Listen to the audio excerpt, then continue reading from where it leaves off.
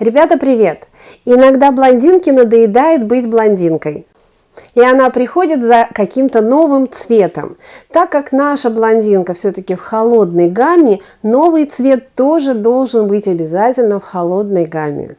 Мы с вами имеем прикорневая зона, это натуральный цвет волос, вот вы видите, примерно на уровне 8,1.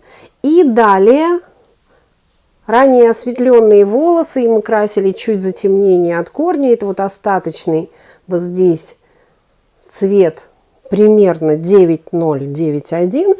И дальше осветленные волосы, они не совсем равномерные, так как осветление было много-много раз за несколько лет, поэтому мы имеем разный уровень степени осветления от 12 до 15 уровня. Мы очень долго разбирались, какой же цвет все-таки хочет наша блондинка, новый цвет, и определились, что это будет холодный цвет, прохладный, слегка сохраняя все-таки блонд по длине и затемнение у корней, но темнее, чем сейчас. Вот примерно в такой цветовой гамме. Это Igora Royal Opalescence. Мы выбрали оттенок, направление цвета 8,19. Schwarzkopf Professional, 8 уровень, так же как и везде. Это светло-русый Сандре. И плюс еще здесь фиолетовый оттенок, 19 направление, Сандре с фиолетовым оттенком. Так как мы тонируем прикорневую зону и закрашиваем в более темный цвет всю длину, мы будем работать от корней до самых концов на 3% окислителе. Пропорция смешивания классическая, как и положено для этого красителя, 1 к 1 с окислителем.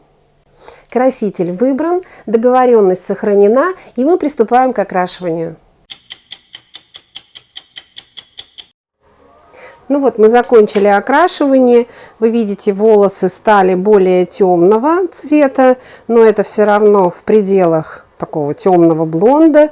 Холодное направление Сандре с таким легким фиолетовым отливом. Корни как были слегка затемненные, так они и затемнились. А по длине за счет того, что волосы были осветленные, часть цвета провалилась. То есть покрытие не стопроцентное, как и обещает модная гамма. Но цвет, направление цвета осталось то, что нам нужно. Именно в той тематике. Серо-розовый, серо-сиреневый. Такая очень красивая дымка. Волосы блестят. Красивые, здоровые, и мы счастливы.